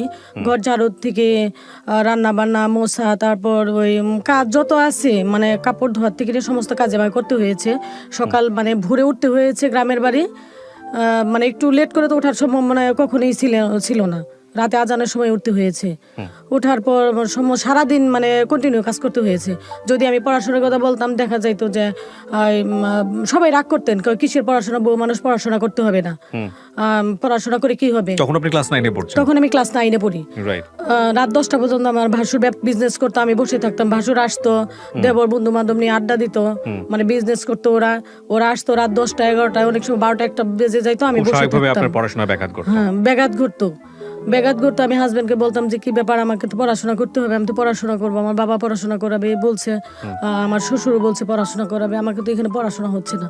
শ্বশুর বাড়িতে দেখা যাইতো যে অনেক সময় মানে তাদের ভিতরে মানে একটা মানে ঝগড়া লাগতো, এদের পারিবারিকভাবে ঝগড়া লেগে থাকতো। ওখানে দেখা যেত আমি 8-10 দিন থাকতাম, থাকার পর আবার বাবার বাড়িতে আসতাম। আসলেও দেখা যায় এখানেও আমার বিয়ে হয়ে গেছে, এখানেও আমার একটা সমস্যা, স্বামীকে নিয়ে থাকা। ওনার তখন ট্রেনিং হওয়ার কথা ছিল, তো ট্রেনিং আর শুরু হলে না বা স্থগিত। তো 6 মাস ওনাকে নিয়ে আমার বাবার বাড়ি থেকে কিছুদিন আবার থাকি দেখা যায় শ্বশুর বাড়িতে। শ্বশুর বাড়িতে গেলেও একই অবস্থা, ওখানে এসে শ্বশুর আমাকে নিয়ে যাওয়ার পরে এরকম কাজ করতে হয়। মানে কাজ করার ক্ষেত্রে দেখা যায় যে আমি যদি আমার মানে একটু মনক্ষুণ্ণ হই, হাজবেন্ড বলে যে মনক্ষুণ্ণ হওয়া যাবে না, এখানে জীবন এটাই মানুষের জীবন। তো মানে আমি বলতাম যে বারবার আমার তো এটা জীবন না, আমি কেন আমাকে মানে বিয়ে দিল বাবা মা, আমার জীবনটাকে ফিরে, আগের জীবনটা আমাকে ফিরিয়ে দেওয়া হোক। আমার কথাই এটা ছিল, আমি হাজবেন্ডকে বারবার বলছি যে আমার আগের জীবনটা আমাকে ফিরিয়ে দেওয়া হোক, আমি পড়াশোনা করবো, আমি প্রতিষ্ঠিত হব। আমার এরকম ইচ্ছা ছিল। মানে একদিন আমার ননাস, তার নানি অসুস্থ, এদিকে আমার পরীক্ষা, এভাবে মানে কন্টিনিউ আমার চলতো। আমি রাত মানে 3টা পর্যন্ত পড়াশোনা করতাম। অনেক সময় দেখা যেত আমি যে 1টার সময় যাইতাম, যাওয়ার পর আমি কি আধা ঘন্টা ঘুম আসে, তখন তো নাই আমি সায়েন্সে পড়াশোনা করবো, এই আমার চিন্তা ছিল। পরে সায়েন্স নিলাম, নেওয়ার পরে আমি তো রাত ভরে আধা ঘন্টা 1 ঘন্টা আমি ঘুম আসতাম। ঘুম পরে মানে আমার একটা মাথার মধ্যে টেনশন ছিল, সংসার আর একদিকে পড়াশোনা, আমার টেনশন ছিল যে আমাকে পড়াশোনা করে প্রতিষ্ঠিত হইতে হবে, যে যাই কিছু বলুক। তো ওভাবে পড়াশোনা করতাম, রাত ভর পড়াশোনা করতাম, দিনভর কাজ করতাম। কাজ করার পরে মাঝখানে আবার দেখা যেত যে ননদ এক কথা বলে যে বউ দিয়ে পড়াশোনা করাবো, দাদা ভাই বলে, দাদা ভাই ননদ পড়াশোনা করে, ভাইয়া কিছু করে না, সংসার এটা কে দেখবই, এভাবে কাজ না করলে কি হবে। তার ভাইয়ের সাথে তারা মানে ঝগড়া লাগাইতো, ওখানে মানে নাগাতার মানে বিশৃঙ্খলা তাদের মধ্যে যে লেগেই থাকতো। আবার ননাসে যদি আমি কোনো সময় যদি সমস্ত কাজ যদি আমি শেষ করে বলতাম যে আজকে এখন একটু গণিতে আমি একটা অধ্যায় দেখি বসলে বই দেখলেই এরা মানে ননাসে বলতো যে কি ব্যাপার, তোর বউকে কি ব্যারিস্টারি পড়াশোনা করাবি, তোর বউ কি ম্যাজিস্ট্রেট হবে, এরকম কথা বলতেন। মানে ভাসুরেও মানে যদি পড়াশোনার কথা বলতো কিসের পড়াশোনা, বউ মানুষ পড়াশোনা করার দরকার নেই, এত পড়াশোনা করে কি হবে, বউ মানুষ কাজ করবে। আর আমি তো কাজের মানে এতটাই মানে কর্মী ছিলাম, আমার শাশুড়ি আমাকে আদর করতেন, বলতেন যে তুমি চেষ্টা করো, আমি তো পাচ্ছি না, এই সংসার কি করবো আমি জানি না। আমি কি করবো আমি জানি না, আমার শাশুড়ি এই কথা বলতো যে আমি শিক্ষিত ফ্যামিলির একটা মেয়ে আনছি, আনার পর এখানে এই সমস্যা, মানে কেউ মানে কোনো কিছু বলার ছিল না। হাজবেন্ড মানে সাপোর্ট করতো উনি মানে নিরুপায় ছিলেন, তখন বেকার অবস্থা, ওনার ট্রেনিং হওয়ার কথা ছিল, ট্রেনিং হলো না। ইতিমধ্যে আমার শাশুড়িটা মানে ওইভাবে মারা যান, স্ট্রোক করে মারা যান, মানে সংসার থেকে চলে যান, চিরবিদায় নেন। তারপর আসলো এর মধ্যে একটা ঘটনা ঘটে গেছে আমার জীবনে। আমার ছোট ভাই, আমার ছোট বোন, আমার এই দেবর দুজনে কোর্ট ম্যারেজ করেন। কোর্ট ম্যারেজ করে বিয়ে করে, সেখানে আমার একটা জীবনের মানে দুর্ঘটনা ঘটে যায়। মানে কি আপনাকে ব্লেম দেওয়া হয়? হ্যাঁ, এখানে আমাকে ব্লেম দেয়নি, আমি জানি না ঘটনাটা। আমার বাবার বাড়ি থেকে আমার বোনটা পালিয়ে যায়। আমার বোনটা অনেক সুন্দরী, আমার দেবর ওনাকে, আপনারই আপন বোন? আমারই আপন বোন। আপনার দেবর বিয়ে করে? আমি জানতাম না। সেখানে আমার অনেক মানে কষ্ট গেছে, আমি সংসারে বাবার বাড়ি যেতে পারি নাই, শ্বশুর বাড়িতে আমি এভাবে মানে কাজকর্ম করে যেতাম, এভাবে রাতভর পড়াশোনা করতাম যে আমাকে প্রতিষ্ঠিত হতেই হবে। এই বোনটাকে এভাবে মানে ওনারা বিয়ে করে, জানে ওনাদের ফ্যামিলি জানে, সবাই নিয়ে যাওয়ার পর আমি আর শ্বশুর বাড়িতে থাকতে পারলাম না। থাকার মতো পরিবেশ ছিল না ওখানে আমার। একদিকে বোন আমার বাবার বাড়িতে দোষারোপ করলেন, মানে প্রেম করে মানে বিয়ে করলে তখন বাবার বাড়ি কাউকে ভালো লাগে না, শ্বশুর বাড়ি সবাইকে ভালো লাগে, এটাই কিন্তু স্বাভাবিক। আর আমার বোন আমার হাজবেন্ডের ছোট ভাইকে বিয়ে করলেন, আমার ফ্যামিলির থেকে অনেক ধরনের এটা সামাজিকতার অনেকটাই হেয় হয়ে গেছে। তখন আর আমি শ্বশুর বাড়িতে থাকতে পারলাম না। তখন চলে আসি বাবার বাড়িতে। বাবার বাড়িতেও থাকা সম্ভব হয়নি।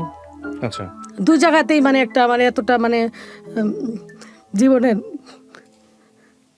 মানে শুধু এই বোনকে কেন্দ্র করে শ্বশুর বাড়িও হারাতে হচ্ছে, নিজের বাপের বাড়িও হারাতে হচ্ছে। এখানে কিছু জিনিস মনে রাখবেন প্রিয় দর্শক এবং শ্রোতা, আমাদের বাঙালি সমাজে মেয়েদের কিন্তু এই কমপ্লেক্সিটিগুলো অনেক বেশি ফেস করতে হয়, অনেক অনেক বেশি ফেস করতে হয়। উনি বলতে গিয়ে যে ওনার গলা কাঁপছে, বা আপনারা রেডিওতে শুনছেন, আপনারা হয়তো অনেকেই রিলেট করতে পারবেন আমাদের আজকের এই বেদানার জীবন গল্পকে। অনেক ভদ্রমহিলাই হয়তো রিলেট করতে পারবেন, কিন্তু তারপরও বেদানার এই সহজ সরল জীবন গল্পটা কেন জীবনের গল্প অনুষ্ঠানে কিভাবে উপস্থাপিত হচ্ছে সেটা জানতে হলে আপনাদেরকে শেষ পর্যন্ত মনোযোগ দিয়ে শুনতে হবে।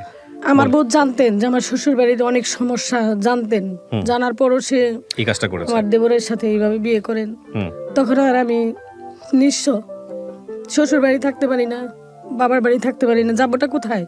আমার বাবা বললেন যে মেয়ে মানুষ এসব এই সংসারেই থাকতে হবে। তখন আর কোনো মানে শ্বশুর বাড়িতে থাকতে গেলেও নানান কথা, যেখানে বোন সংসারে গেছে। আর একদিকে দেখা গেল যে আমি ওখানে তারপর এসএসসি পরীক্ষা দিলাম, এতটা কষ্টের পরও আমি পরীক্ষা দিয়ে ফার্স্ট ডিভিশন, তখন 95 সালে আমি ফার্স্ট ডিভিশন পাই। আমার দুইটাতে লেটার আসে। বাহ বাহ, ভেরি গুড। তারপর 95 সালে এসএসসি 95 আমার। ওকে। তখন একটা বিয়ে হয়, সে মেয়েটা আমার দুঃখজনক ব্যাপার হলো মেয়েটাকে দেখার ওইরকম কেউ ছিল না। আপনার জামাইও কি আপনাকে সাপোর্ট করতো না ওই সময়টাতে? এর মাঝে উনি মানে একটু আমার ইয়ে থাকতো, মানে গ্যাপ থাকতো ওনার। এর কারণে মানে আমার বোনকে যে নিয়ে দেওয়ার পর উনি সব ঘটনাই জানতেন ওনাকে, মানে ওনার ভাইকে এবং আমার বোনকে মানে প্রতিষ্ঠিত করার জন্য ওনাদের একটা কেমন একটা সাইড ছিল, একটা বাস্তবতা আসলে কঠিন বিষয়। ওনাদের ফ্যামিলিতে মানে আমাদেরকে নিতে পারলে, আমার বোনটাকে নিতে পারলে ওনারা আর একটু এস্টাবলিশ হতে পারতো, এরকম চিন্তা ভাবনা ওনাদের ছিল আর কি। তারপর আমি ওখান থেকে চলে আসলাম। জি। এর মাঝে তো আমার মেয়েটা হয়ে যায়, উনি ট্রেনিং এ চলে যান, 6 মাস ট্রেনিং করেন। ট্রেনিং চলাকালীন সময় আমি কিছুদিন মামার বাড়িতে থাকি। আচ্ছা। মামার বাড়ি থেকে ট্রেনিং মানে আপনার হাজবেন্ডের ট্রেনিং শুরু হয়। আচ্ছা। ট্রেনিং শুরু হয়, উনি বাবার বাড়ি থেকে কোনো সাপোর্ট পাননি। আমার বাবাই ওনাকে সাপোর্ট দিয়েছেন। আমার এক চাচা অর্থনৈতিকভাবে আমার চাচা সাপোর্ট দেন। তারপর আমি আমার এই যে বোন গেল ওখানে, আমি বাবার বাড়ি যেতে পাচ্ছি না, আমার একটা ছোট বেবি, উনি বুকের দুধ পাচ্ছে না, ওনাকে আমার বাইরে দিয়ে খাওয়াইতে হয়। কিছু কিছু আত্মীয় স্বজন ছিল আমাকে সহযোগিতা করে। খুবই মোমেন্টাল আসলে এই বিষয়গুলো লাইফের জন্য, খুব বেশি মোমেন্টাল। তারপর আমি চট্টগ্রাম চলে যাই চাচার বাসায়। মূলত আমার চাচার কোনো মেয়ে নাই, সে ভালো অবস্থান বর্তমানে আছে, তখনও ছিলেন, অফিসার ছিলেন উনি। পরে বললো তুমি চলে আসো। পরে আমি ওখানে যাই, ওখানে 2 বছর ছিলাম। হাজবেন্ডের সাথে তেমন একটা যোগাযোগ ছিল না। ইতিমধ্যে আবার আমার বোনটা আমার দেবরের কাছে থাকার সময় আমি তো চলেই গেলাম চট্টগ্রাম। ওনার একটা বেবি হয়, ছেলে হয়, ওনারা বাড়িতে থাকেন। হাজবেন্ড ওইখান থেকে ট্রেনিং শেষ করে ওখান থেকে আবার বাইরে চলে যায়। মূলত উনি শিপে চাকরিতে জয়েন করেন। যাওয়ার পর বাড়িতে বাবাকে টাকা দেন, সংসারে টাকা দেন। এখানে আমার চাচা ওনাকে অনেক মানে আমাকে রাখবেই না। আমার চাচা বলে তুমি ওনাকে ছেড়ে দাও, মেয়েটা দিয়ে দাও, তোমাকে আমি সুন্দর বিয়ে দিয়ে দিব, তোমার লাইফে কিচ্ছু হয়নি। কিন্তু আপনার জামাইয়ের সঙ্গে কি বিষয়গুলো নিয়ে কখনো কোনো সমস্যা হচ্ছিল না? ওর সঙ্গে কথা কাটাকাটি করা, মনোমালিন্য করা, এরকম কোনো কিছু হচ্ছিল কি? ছিল এই বিষয়টা। আমার বোনকে যে উনি ভাইকে নিয়ে দিল, এগুলা নিয়ে আমি আপনাকে প্রেসার দিত, আপনাকে প্রেসার দিত, আমাকে কিছু বলতে দিত না। আচ্ছা, কিছুই বলতে দিত না ওনারা। ওকে। আপনার জামাইয়ের কাছ থেকে কি আপনি কোনো সাপোর্ট পেয়েছেন না পান নাই? তখন আমি মেন্টালি সাপোর্ট পান নাই? না, মেন্টালিটি আমাকে সাপোর্ট উনি দেননি। শুধু যে পড়াশোনা করতাম, তখন আমাকে যখন ফ্যামিলিতে ছিলাম, এই বোনের ঘটনা হওয়ার আগে উনি আমাকে অনেক সাপোর্ট দিতেন। অর্থনৈতিক না দিতে পারলেও একটু রাতে আমি পড়াশোনা করতাম বা দিনে কাজ করতাম, এটা নিয়ে বাড়িতে অনেক মানে উনি বাকবিতন্ড করতেন আর কি। আচ্ছা, ওকে, বলেন। তারপর চট্টগ্রামে ছিলাম 2 বছর থাকার পর আমার মেয়ে বেবিটা বড় মোটামুটি একটু অবস্থানে আসে। এদিকে তো আমার শ্বশুর মানে অসুস্থ হয়ে পড়েন, শাশুড়ি মারা যান। তারপরে আমি আমার বাবার বাড়িতে আসি, আমার মা যায় আমাকে নিয়ে আসে। আচ্ছা। আসলাম দেশে, টাঙ্গাইলে আসলাম। আসার পর দেখি যে বোনটা ওইখানে থাকে, আমার দেবরও তাকে মানসিক মানে যন্ত্রণা দেয়, যন্ত্রণা করে। হাজবেন্ডের সাথে ওইদিকে আবার আমার তখন একটু ভালো অবস্থা নিয়ে হয়ে গেছে আর কি, মেয়ে আছে যেহেতু একটা, আর আমি তো ছাড়তেছি না। জানে যে আমাকে ফ্যামিলির থেকে আমার চাচা, অনেক আত্মীয় স্বজন, আমার মামারা বলছে যে তুমি চলে আসো এখান থেকে, তোমাকে আমরা ভালো বিয়ে দিয়ে দেবো, তোমার প্রতিষ্ঠিত হওয়ার জন্য আমাদের যা লাগে আমরা করব। কিন্তু আমি বলছি যে মেয়েদের বিয়ে তো একটাই, আর জীবন তো একটাই, আমার একটা মেয়ে হয়েছে, থাক আমি না হয় মানুষের বাসায় কাজ করেই খাবো, তবু আমি আমার জীবনটাকে আমি এককভাবেই কাটাবো। উনিও আস্তে আস্তে নিজের এইটা বুঝতে পারছে। পরে যখন টাঙ্গাইলে আসি, বাবার বাড়িতে আসার পর দেখি যে আমার বোনের অবস্থাও তেমন ভালো না, দেবর কিছু করে না, উনিও মানে দুষ্ট প্রকৃতির লোকজনের সাথে তার সঙ্গ। আমার হাজবেন্ড টাকা দেয়, ওই টাকা নিয়ে এসে চলে ফিরে। তার মধ্যে একটা ছেলে হয়েছে, সেই ছেলেটাও অসুস্থ হয়। আমি বাবার বাড়ি থেকে পরে আমাকে আত্মীয় স্বজন এসে আমার শ্বশুর বাড়িতে নিয়ে যান। নিয়ে যাওয়ার পর কিছুদিন থাকার পর দেখা গেল যে এরা ভাই বোন সবাই একাত্র থাকে, সবাই একাত্র থাকে। আমার শ্বশুর পেনশনের টাকাগুলো, সমস্ত টাকাগুলো আমার ভাসুর নিয়ে খরচ করছে। সমস্ত টাকাই আমার শ্বশুরের পেনশনের টাকা আমার ভাসুর খরচ করেন। খরচ করার পর সে ওই টাকা দিয়ে ফ্যামিলির কিছু কিছু সাপোর্ট দেন, আর টাকা দিয়ে সে মানে তার মতো করে সে চলে। তারপর ওখানে থাকি, আমি শ্বশুর বাড়িতে আমি নিয়ে যাওয়ার পর ওখান থেকে থাকা শুরু করলাম। আবার থাকার পর দেখা যায় ভাই বোনরা আবার এরা মানে ঝগড়া বিবাদ সৃষ্টি করার পর ওখানে ভাসুর আর থাকতে দিবে না, কাউকে থাকতে দিবে না, সে একাই বাড়িতে থাকবে বলতে আমার ভাসুর আমার শ্বশুরের কাছ থেকে সমস্ত সম্পত্তি লিখে নিচ্ছে। তারপর ঘরে দিয়ে দিল তালা। কোথায় যাব এখন? দেবরকে বলি তাহলে কোথায় যাবো, আমাকে নিয়ে আসলা। ছোট বোনকে বললি যে জীবনের লাইফটা আমাকেও নষ্ট করে দিলি, তুইও তো নষ্ট হয়ে গেলি। এখন একটা বেবি হয়েছে, তুই কি করবি? আমার একটা মেয়ে হয়েছে, আমি এখন কি করব বল। তারপর আমি সেই গ্রাম থেকে আবার চলে যাই শহরে, যাই একটা বাসা নিয়ে থাকা শুরু করি। তখন দেখা যায় যে ওই দেবর ছোট বোনের সাথে নিয়তেই ঝগড়া করে, কি করবে বেকার।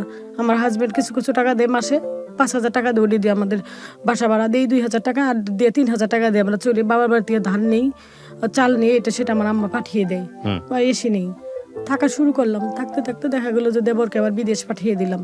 আচ্ছা, বিদেশ দিয়ে দিলাম।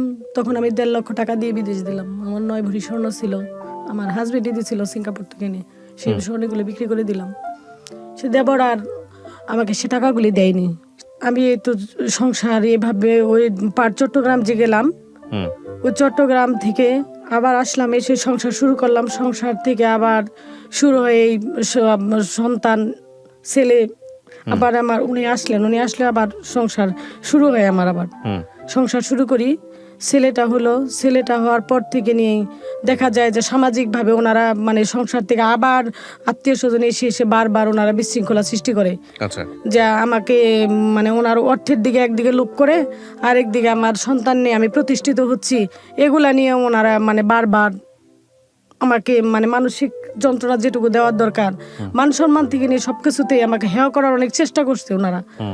চেষ্টা করার পর আমার মানে ইচ্ছে ছিল যে মানুষ যদি সততা ন্যায় নিষ্ঠার মাঝে যদি মানুষ তার চেষ্টা চালিয়ে যায়, লক্ষ্যকে সামনে রেখে তার উদ্দেশ্য যদি ঠিক থাকে, সে অবশ্যই তার কোনোদিন আল্লাহ কোনো না কোনো সময় আল্লাহ পাক তাকে সফলতা আনবেই। রাইট। তো আপনি শেষ পর্যন্ত কি করলেন? আমি এসএসসি পাস তো করেই তো এই মানে সংসার জীবন শুরু করার পর তো 2004 থেকে নিয়ে 2004 সালে আমার এর মধ্যে তো অনেক কষ্টগুলাই গেছে, এগুলো আবার এত নাই বলবো না। 2004 সালে আমার আবার হাজবেন্ডকে বললাম যে দেখো এইভাবে জীবন চলে না, তুমি যে টাকা পয়সা দাও এগুলো তো আমার হচ্ছে না। আমি এখন দেবরকে টাকা দিলাম, সে টাকাগুলো মেরে দিচ্ছে না। ছোট বোনটাও আমার সংসারে থাকতে পারবে কিনা আমি জানি না, কি করবো। ছেলেটার পিছনে মানে আমাদের 7-8 লক্ষ টাকা খরচ হয়েছে, সেও দিচ্ছে না। আমার ছেলের বোনটাকে তখন ও আমার সাথে যোগাযোগ করে আমার আম্মার কাছে ছেলেটা আমার কাছে রেখে ও সৌদি আরব চলে যায়। অনেক টাকা ঋণ হয়, কি করবে, এই ঋণের দায় কে নিবে। পরে ও রাগ করে চলে গেল যে হাজবেন্ড টাকা পয়সা দিচ্ছে না, আমি বাইরে চলে যাবো। পরে ও চলে গেল। আমি পরে কি করব, যে এই যে একটা সংসারে মানে একটা অশান্তি, বোনের অশান্তি, আমার নিজের অশান্তি। পরে নিজে চিন্তা করলাম যে না, এইভাবে তো জীবন চলবে না। ইন্টারমিডিয়েটে ভর্তি করাই দিল, আব্বা ভর্তি দিবে না, পড়াশোনা দরকার নেই, সংসার করতে হবে। আমি 2004 সালে আমার চিন্তা হলো যে না, একটা কিছু করি। হাজবেন্ডে 5-7 হাজার টাকা দেয়, এই টাকা দিয়ে তো আমার জীবন চলবে না। 2টা বেবি, ছেলে হয়, তারপর আমার বাবার বাড়ি থাকা আবারও বাবার বাড়িতে থাকা শুরুই করছি। হুম চলে আসছি আবার ওই শহর থেকে। ছেলেটা নিয়ে কি করব, মেয়েটা নিয়ে কি করব, তো আবার চেষ্টা করি পড়াশোনা। পরে আবার কলেজে ভর্তি হলাম। আচ্ছা ভর্তি হয়ে আবার প্রাইমারিতে সার্কুলার হয়ে হুম পরীক্ষা দিলাম।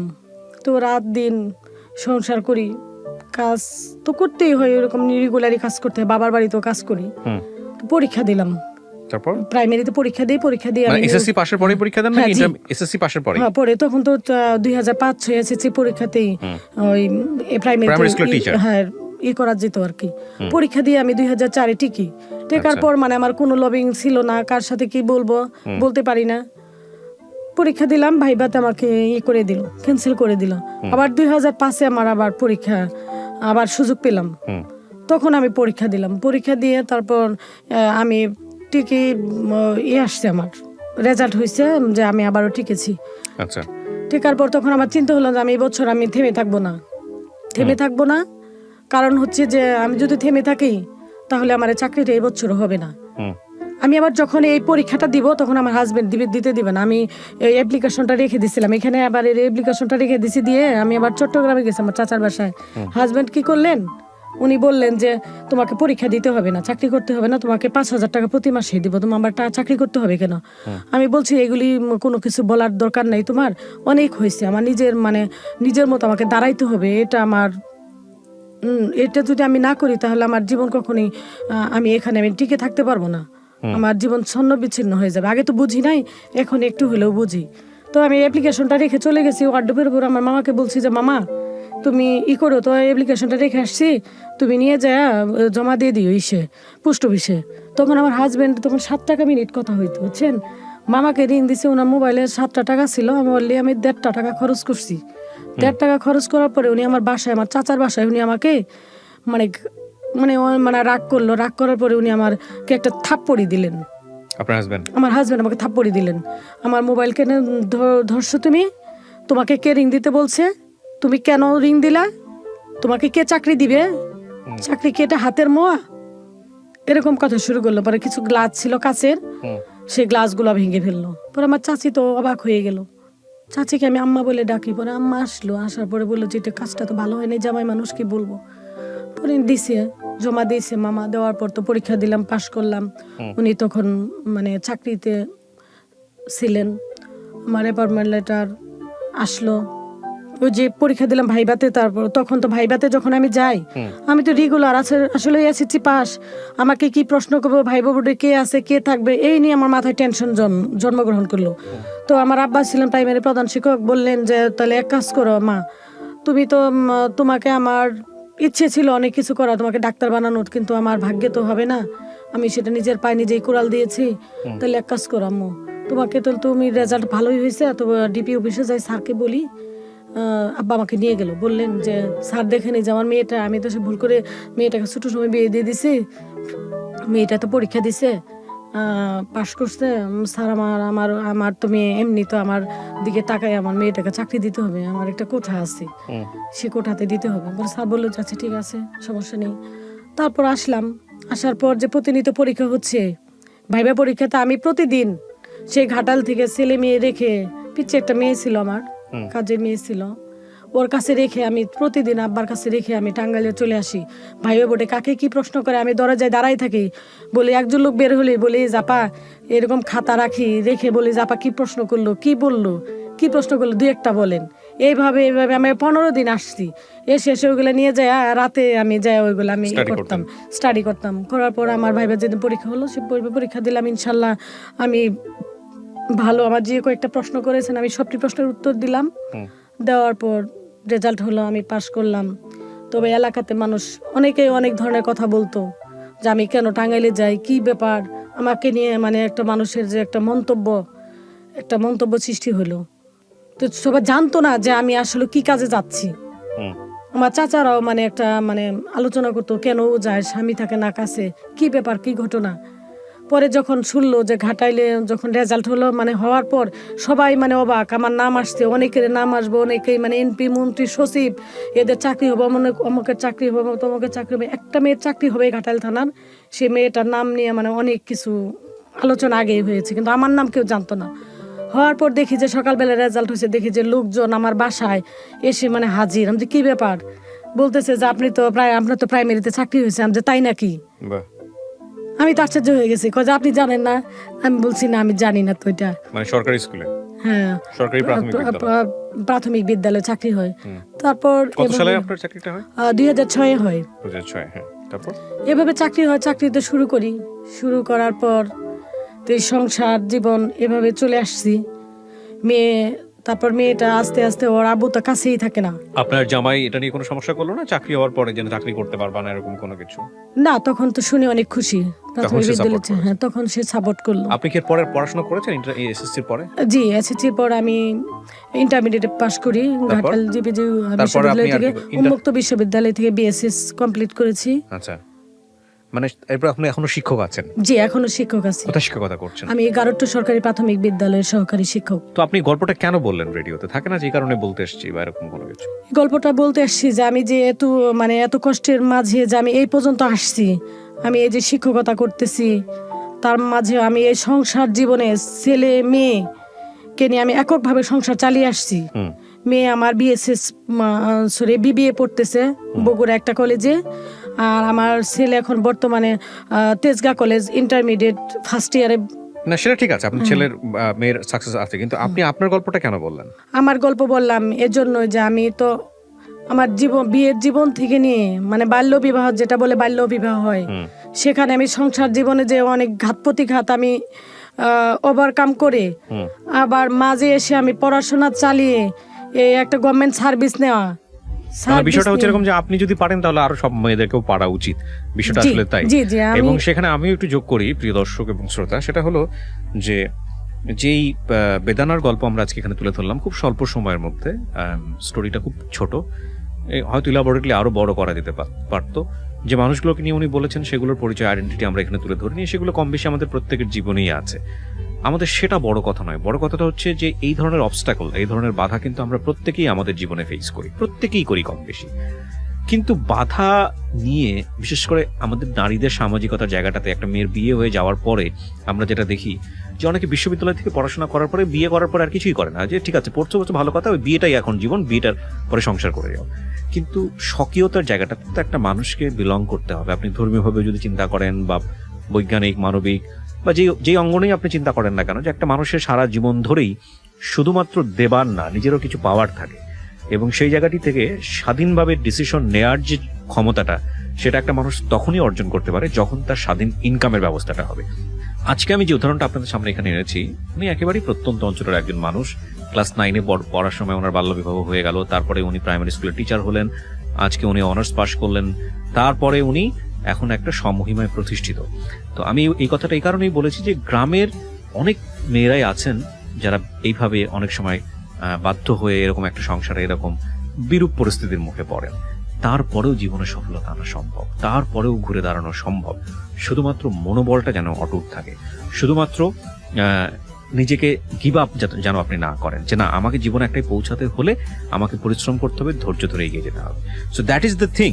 আমরা এই অনুষ্ঠানের মাধ্যমে বেদানা আপনাকে ধন্যবাদ জানাই যে আপনি টাঙ্গাইল থেকে এসছেন, টাঙ্গাইল থেকে এসে আপনি হলো এই গল্পগুলো আজকে কষ্ট করে হলেও লাখ লাখ মানুষকে শোনার ব্যবস্থা করলেন।